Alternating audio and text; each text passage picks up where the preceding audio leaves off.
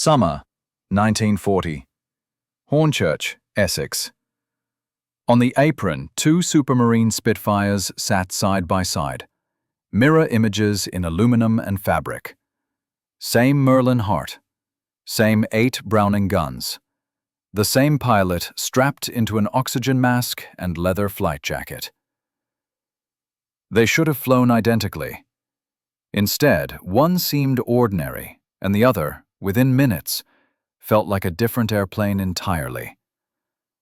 Squadron leader Desmond Cook taxied Aircraft A down the field, pushed the throttle forward, and watched the needle climb. Takeoff run, 320 yards. Climb to 20,000 feet, 11 minutes, 8 seconds. Service ceiling, where the Merlin began to gasp and the air grew thin, about 32,000 feet. 2 hours later, Cook strapped into Aircraft B. Identical serial, identical engine, identical weapons. But the propeller had been changed. Same pilot, same airframe, different blades. Takeoff run, 225 yards. Time to 20,000 feet, 7 minutes, 42 seconds. Service ceiling, 39,000 feet. 3 aluminum blades, a hydraulic governor, and a centrifugal device made the difference between being outflown and holding the sky.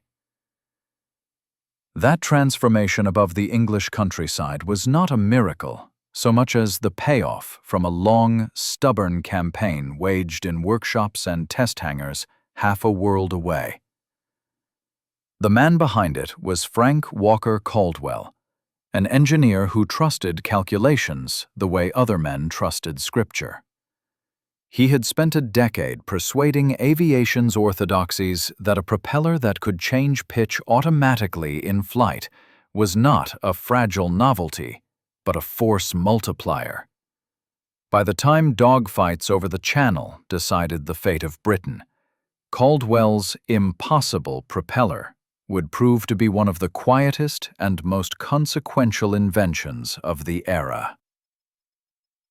In February 1932, Caldwell stood in Hamilton Standard's test room in East Hartford, Connecticut, watching a polished 3-blade unit spin on a mount and telegraph its forces into a bank of gauges. At 43, he had the patience of an academic and the stubbornness of a craftsman.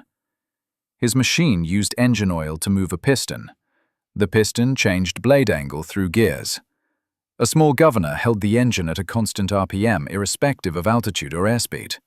The theory was simple. Make the propeller behave like a gearbox, providing the engine the optimal bite of air in every flight regime. But the engineering to do that reliably across temperature swings, vibration, and combat damage was fiendishly hard.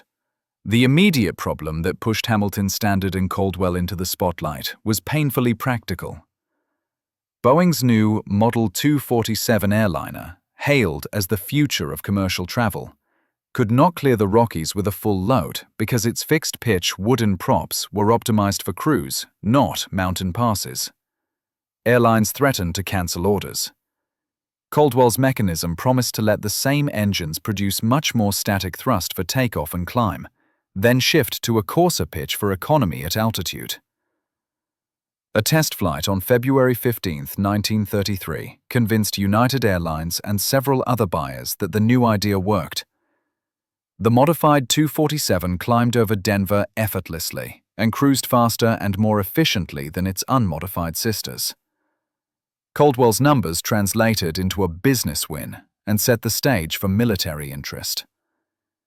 Even as presidents and airline executives lauded Caldwell, a skeptical aviation establishment, conditioned by failures of heavier, more complex contraptions, questioned whether hydraulic governors would survive combat.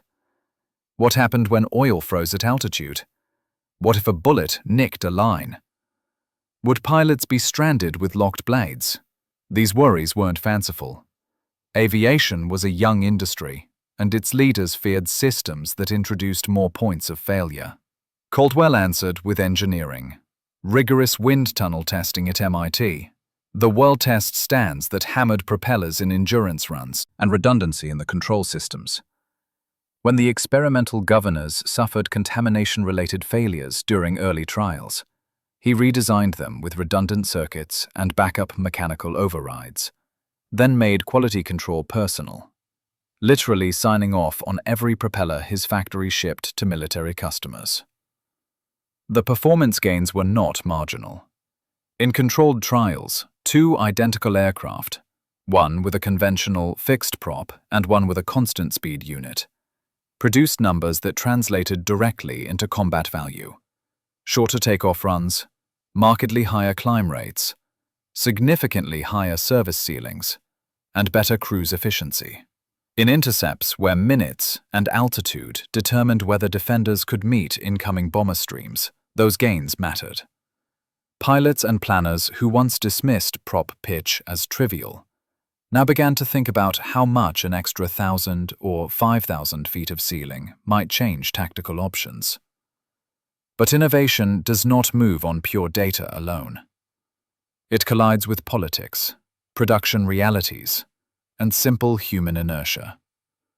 Hamilton Standard's factory in East Hartford grew from a compact shop to a sprawling complex as orders flooded in from Army, Navy, and eventually Allied purchasing commissions. Shipments multiplied. Design revisions proliferated. Tolerances tightened to thousandths of an inch. Even before the war, the company had to teach automobile firms and kitchen appliance manufacturers how to machine delicate governor parts and assemble them to aviation standards. Scaling up made quality control the central problem. A contaminated batch of hydraulic fluid that froze at 30,000 feet led to a catastrophic accident in 1943, in which a B-17 lost altitude control and crashed. 9 crewmen died. Caldwell, haunted by those names, flew to England, sat at mess tables, and listened to flight engineers describe failures in language that was not technical, but urgent and human.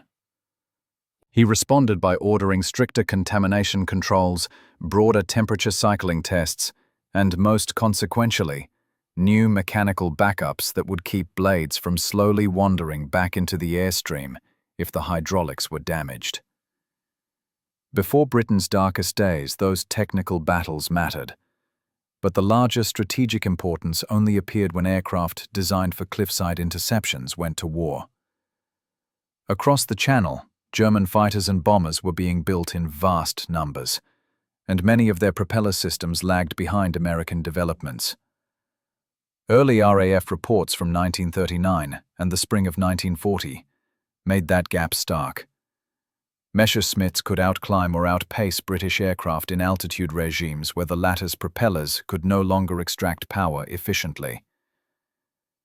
For RAF Fighter Command, which depended on radar to vector limited squadrons against incoming strikes, every minute shaved from scramble to altitude converted directly into interceptions achieved rather than missed. Desmond Cook understood this practically. He had watched German escorts climb away at will while Spitfires waited, chest heaving, behind. When Cook flew the constant speed conversion prototype at Hornchurch in June 1940, the math flipped. The Spitfire that had needed over 11 minutes to reach 20,000 feet now did it nearly 4 minutes faster and could keep climbing to altitudes previously unreachable. The climb performance and higher ceiling allowed RAF squadrons to seize the energy advantage. They could attack from above and choose the moment of engagement. Within days, orders scoured the chain of command. Retrofit fighters where possible. Press the production lines.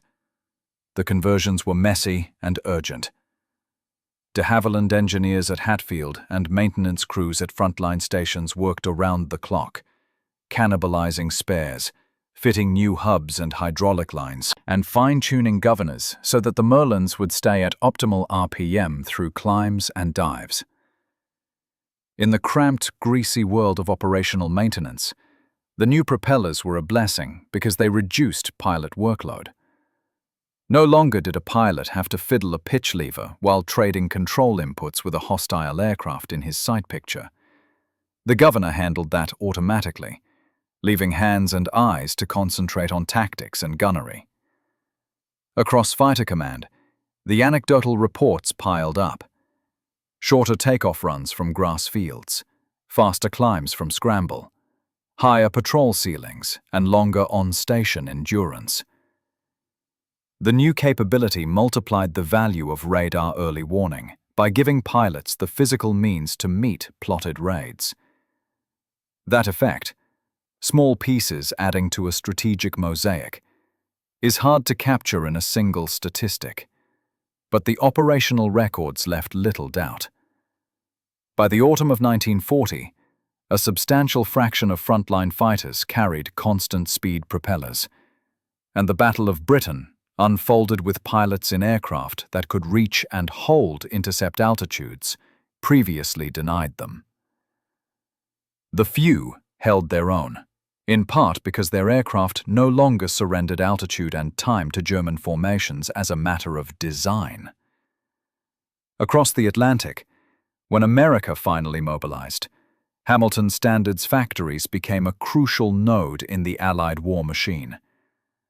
Caldwell's hydromatic propellers equipped B-17s and B-24s, P-47s and P-51s, P-38s, and the bombers and transports that made strategy possible. The feathering capability, rotating a dead engine's propeller to eliminate drag, saved crews who would otherwise have been forced to ditch or limp helplessly back to base.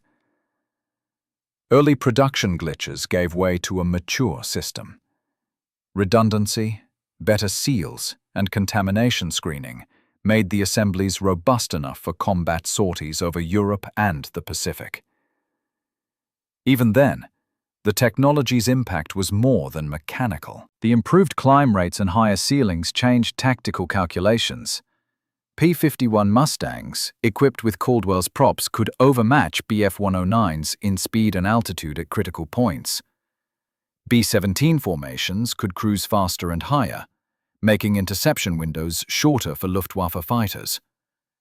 In the Pacific, heavy fighters that once struggled to wrest altitude advantage now had a margin that let pilots contest Japanese Zeros differently.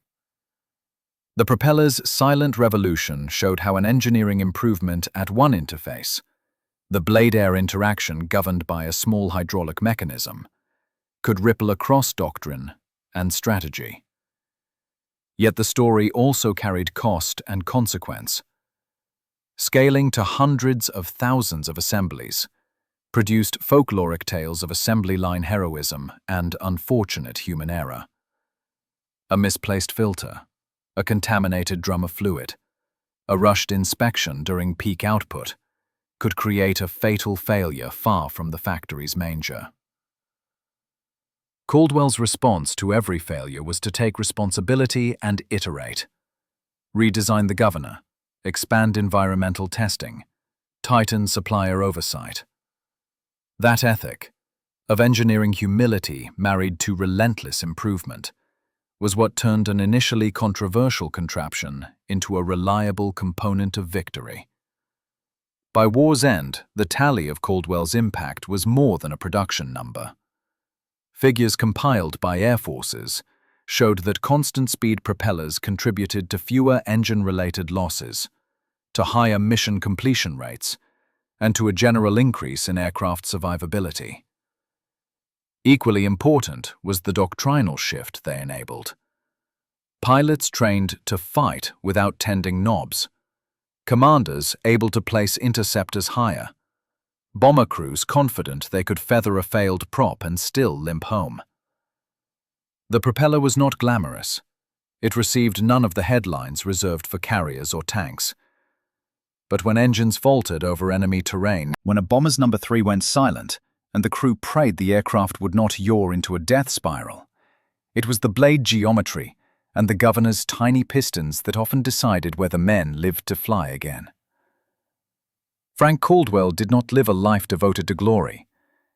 He accepted awards and the occasional handshake at the White House, but he returned to testing stands and drawing boards. When a B-17 crashed because of a contaminated batch, he did not point to wartime pressures or explain away statistics. He redesigned and stayed until the fix proved solid. That devotion, the labor behind the laboratory bench as much as the patent and the press photo, is the quiet engine of technological success in war. Back at Hornchurch, after the conversion program rolled out, pilots still argued about tactics and gunnery. But the conversation's basis had shifted. The Spitfire was no longer merely a beautifully balanced fighter. With its automating propeller, it became an aircraft that could be trusted to get into the fight before the enemy. Squadron diaries from the summer and autumn of 1940 record the difference in a way that is not purely technical. Pilots wrote of leaping into the sky and finding altitude and energy instead of chasing it. Desmond Cook's 2 flights, one ordinary and one transformed by 3 aluminium blades and a small governor, captured that change in a single afternoon. The larger arc of Caldwell's work that began in a Connecticut test stand and matured across global production lines ended in routine deployments. Mustangs chasing escort targets over Germany, B-17s returning to English fields with 1 or 2 engines feathered and a crew that counted itself lucky.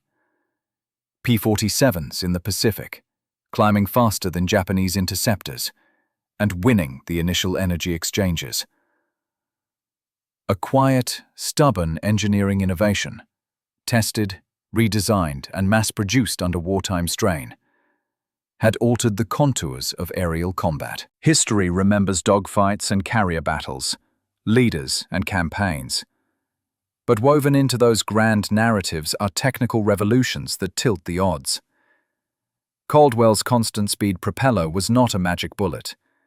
It was a practical, mechanical solution to a problem that commanders and pilots felt in their bones: the need to get to the right altitude at the right time and stay there. It saved crews, extended patrol time, and gave commanders options they previously lacked. In the ledger of wartime inventions, it sits among those ideas that were by turns derided, refined, and finally indispensable. When the last wartime assembly lines wound down, and the men who had kept them running returned to civilian life, Hamilton Standard and its propellers became part of peacetime aviation too. The lessons learned under fire, redundancy, environmental testing, supplier control, migrated into aircraft design and into other industries that learned to treat tiny moving parts as matters of life and death.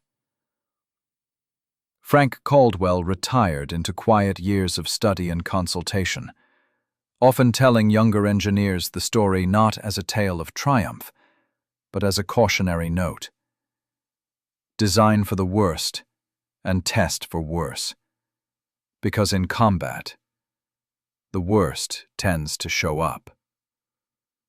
And in a small hangar in England, where historians and enthusiasts measure climb rates and ceiling numbers and argue the merits of engines and airframes, Squadron Leader Desmond Cook's 2 flights remain a compact parable.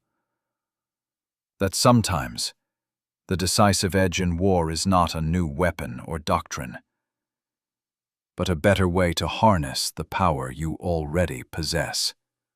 3 spinning blades, a tiny governor, and a stubborn engineer's patience turned the odds in the sky.